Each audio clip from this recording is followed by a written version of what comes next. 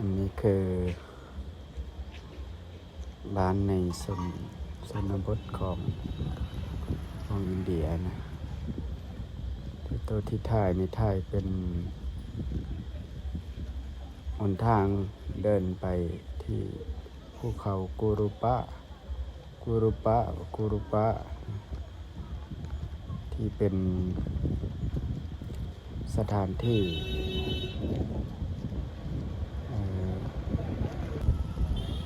ที่พระมหากัสสปะผู้เลิศทางคือทุดงค์เป็นวัดที่เพิ่นได้อธิษฐานปรินิพพานอยู่ที่นั้นที่ภูเขากุรุปะ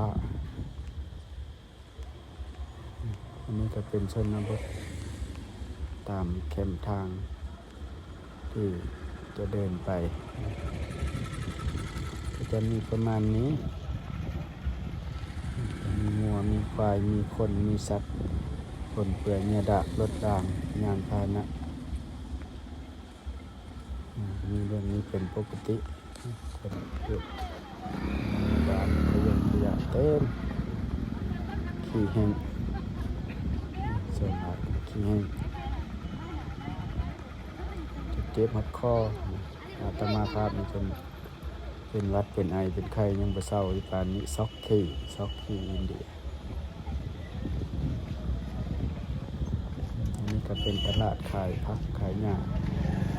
เฮาก็สิเห็นเป็นส่วนหลายพวกผักพวกหมากไม้อาจจะหลายที่เขาจะเอามาขายแต่เป็นประเภทปูปลาหน้าน้ำคือจังบ้านเฮาเลยเป็นซื้อเป็นเนื้อเป็นต่างๆก็จะบ่ค่อยมีเข้ากันเลยไปแต่เป็นส่วนน้อยบ่หลายบ่คือทางบ้านเฮาไปตลาดสดก็สิเห็นแต่เนื้อชิ้นปูชิ้นปลาหลายแต่ทางบ้านเขาจะบ่เพิ่มรถจักรยานรถที่เขาเจ้านิยมใช้ที่สุดก็คือรถ3ล้อหลายรถ3ล้อ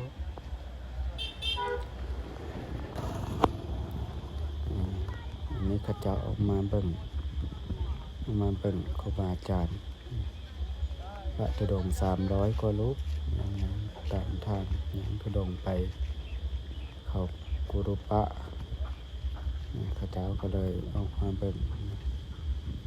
เขาเจ้าบ่เคยเห็นแต่แถวนี้นี่ครูบาสังเกตจะเห็นพอออกที่เขาเจ้าใส่ชุดขาวหลายแต่ก็เพราะไม่ออกนี่ก็จะมีคนงามๆเป็นตาเบิ่งแน่ก็สิเป็นส่วนหลักเพราะว่าเห็นเขาเจ้าใส่ชุดขาวใส่ชุดขาวมันจะหลาย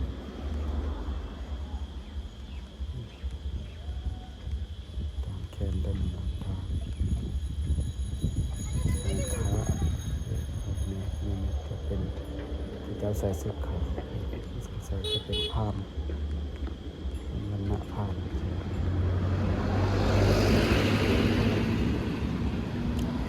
มันก็แคบเป็นย่างจากทางเวไปพุทธคยามีย่างไปเขากุรุปานี่ก็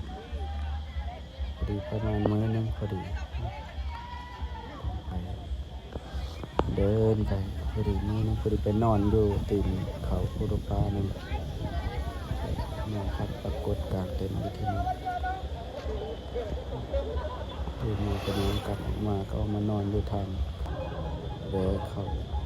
กุรุปานี่แล้วก็พอดีเลี้ยวไปทางพุทธคยามีทางพุทธคยาแต่ถนนที่เข้าไปเขากุรุปานี่มันแคบรถทั่วกระเจ้าบัวสามารถเข้าไปได้นี่คือพอออกไปจะระหว่างทางนักไม้เป็นเชือกแรงๆเป็นอะไรที่จะสั่งที่จะขึ้นเดินก็จะบริเวณ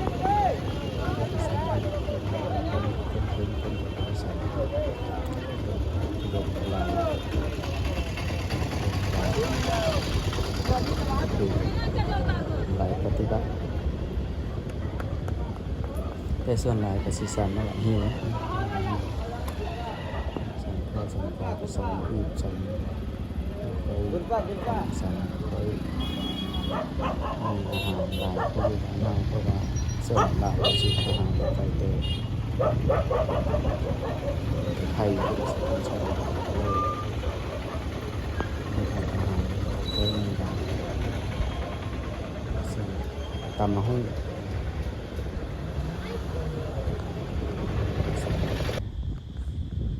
นี่ก็ถึงละนี่ถึงเขาคุรุปากำลังจะเดินไปไหนพุ่นละจอมพุ่นละโอ้บอลจอมผาพุ่นละโพจอมภูพุ่นละบอลที่เป็นสถานที่พระมหากัสสปะที่เพิ่นอธิษฐานนะครับเพิ่นอาจจะมีขึ้นไปข้างบนก็จะมีเจดีย์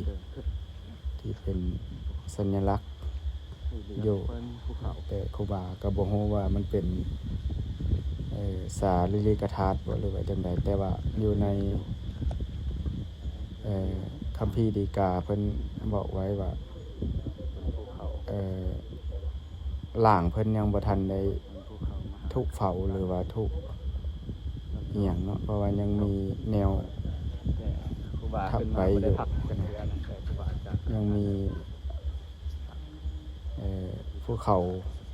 ที่ทับล่างเพิ่นไว้อยู่จนพระอริยเม็ดศิลเม็ดไตรพระอริยศิล